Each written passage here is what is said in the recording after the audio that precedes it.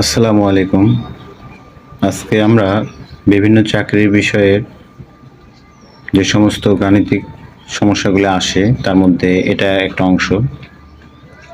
তো এখন থেকে চাকরির বিভিন্ন পরীক্ষায় যে প্রশ্নগুলি আসে গণিতে, বিশেষ করে সেই গণিতের সমস্যাগুলি তুলে ধরার চেষ্টা করব রেগুলার ভিডিওতে। তার মধ্যে আজকে আমরা যে সমস্যাটা করতে যাচ্ছি, গাণিতিক সমস্যা, সেটা হচ্ছে, আমরা একটু দেখে নিই। প্রথমে আগে গাণিতিক সমস্যাটা দেখি। সেটা হচ্ছে, কোনো পরীক্ষায় 200 জনের মধ্যে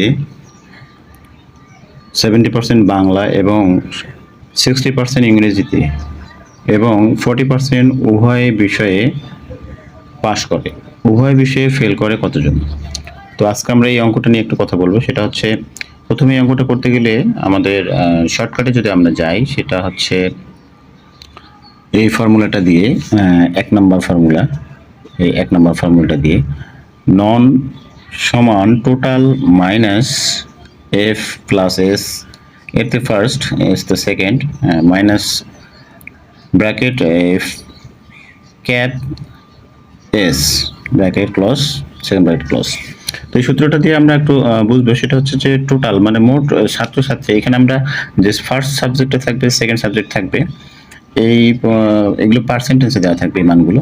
তো আমরা যখন পার্সেন্টেজে যে মানগুলো দেওয়া থাকবে, তখন আমরা টোটালটা 100 ধরবো, যেটা আমি পরে লিখে দিয়েছি। যে সেটা হচ্ছে যে প্রশ্নে সব মান পার্সেন্টে থাকলে টোটালটা ধরতে হবে আমাদের 100 ধরবেন। ঠিক আছে?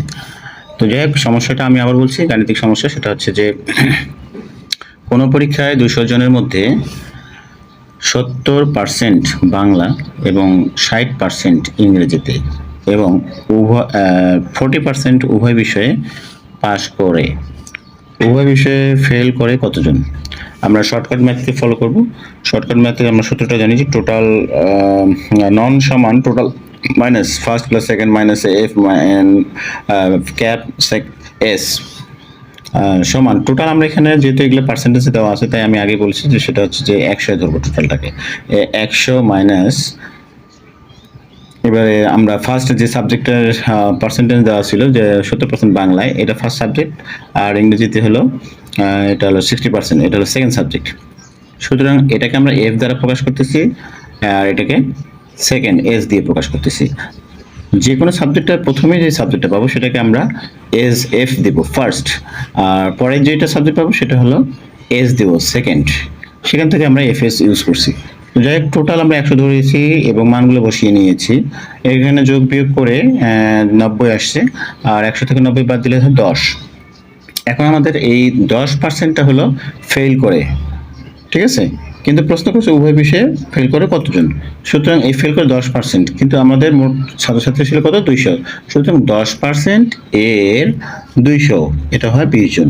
এভাবে আমরা শর্টকাট পদ্ধতিতে এই ধরনের যে সমস্ত অঙ্কগুলো থাকবে পরীক্ষায়, আমরা এভাবে করতে পারি। ঠিক আছে, ধন্যবাদ। আবারও অন্য কোনো বিষয় নিয়ে কথা হবে। ওকে, আল্লাহ হাফেজ, আসসালামু আলাইকুম।